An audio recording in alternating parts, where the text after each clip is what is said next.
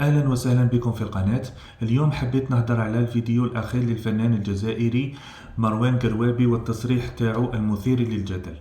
أول حاجة نقولكم أنه أنا أوافقه الرأي تماما، لأنه هناك فرق بين الحياة الشخصية والحياة المهنية.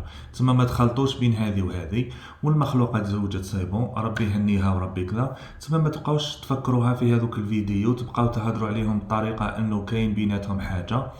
هما مجرد زملاء، تما اتقوا الله كما تخافوا على بناتكم خافوا على بنات الناس. وفي الأخير نقولكم تهلاو لي في روحكم. السلام عليكم.